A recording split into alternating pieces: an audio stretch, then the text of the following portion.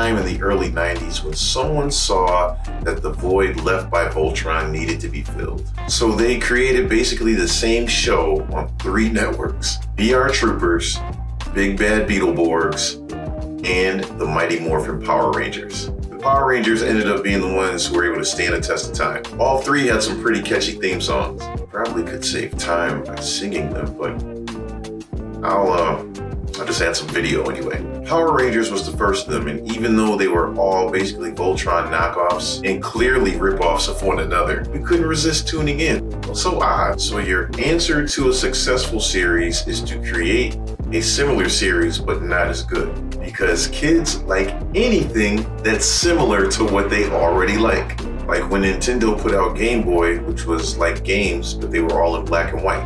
And then Sega responded with Game Gear, which was all in color. Game Gear was superior by far, fight me. But, like the thought was that Nintendo would begin to make, all of their games then in color, but they couldn't.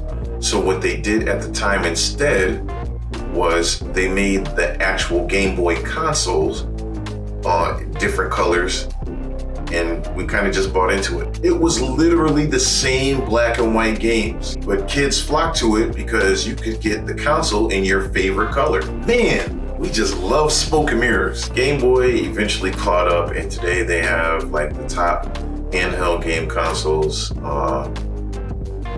ever played. Like some of those Nintendo DS's cost as much as a Switch. Back to Power Rangers though. It ended up being one of those shows that you would run home to watch. And it got so big at one point that the network put one of their series events on prime time. That was the introduction of Lord Zed. Today, there's so many versions of the Power Rangers. Check your Netflix. I can't even keep up. I think somebody told me that SPD was the best one, or Dino Thunder. I'm not sure.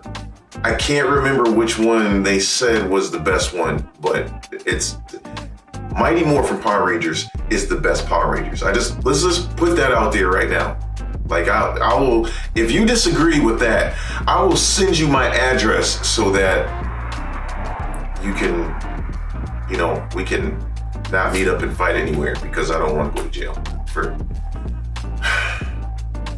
kicking some random person's butt, and I get to jail, and then it's like, they're like, why? Like, what are you in for? I'm like, oh, well, I got in a fight over the Power Rangers. That's not really the coolest reason to be in. I'm pretty sure I would get 0 respect going to jail for beating somebody up over a Power Rangers tape. I'm positive.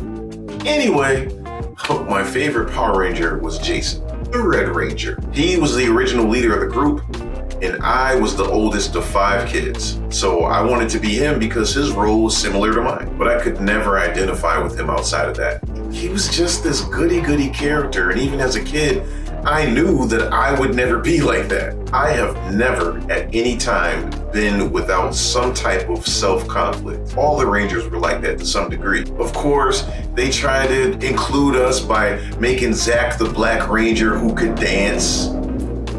I mean, it's not like he could have just been book smart to try to sidestep a stereotype, right? Out here just break dancing in 1993. He was cool, but I couldn't get with that. Billy the Blue Ranger was a white nerd who was good at math. The only math I'm good at is if it got to do with money, so that was a no-go. Plus his Zord was a Triceratops. I couldn't get no vegetarian dinosaur to represent me, fam. Nah, no, not gonna happen. Then as we got further into the series, they introduced Tommy, the Green Ranger.